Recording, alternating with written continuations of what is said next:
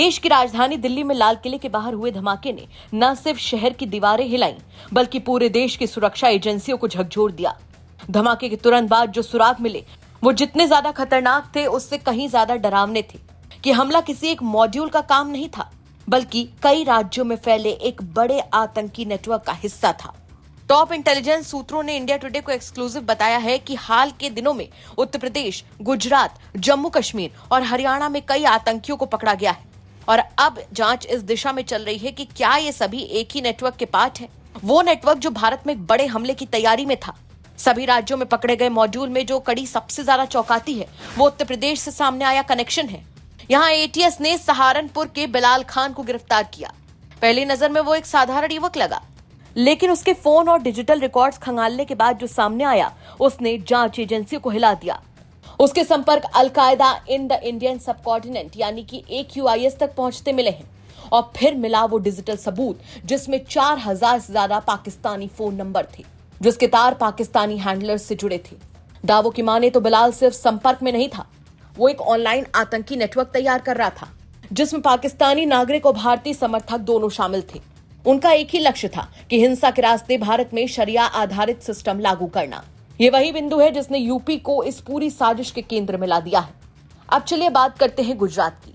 गुजरात में एटीएस ने अहमद मोइनुद्दीन सैयद, आजाद सुलेमान शेख, मोहम्मद सुहेल, मोहम्मद सलीम को पकड़ा है। जांच में सामने आया कि ये लोग रिकिन जैसे केमिकल वेपन का इस्तेमाल कर आतंकी हमला करना चाहते थे।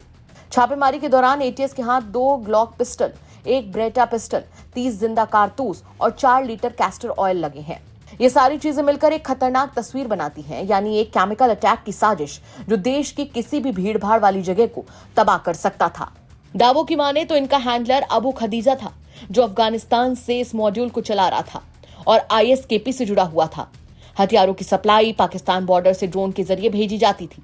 इसी दौरान जम्मू कश्मीर, यूपी और हरियाणा की पुलिस ने एक और बड़े मॉड्यूल का भंडाफोड़ किया। इसमें 8 लोग पकड़े गए जिनमें कई डॉक्टर्स शामिल थे। इनका काम था लोगों को पहचानना, उनको कट्टर बनाना, भर्ती करना, फंड जुटाना, लॉजिस्टिक तैयार करना, हथियार खरीदना और LED बनाना।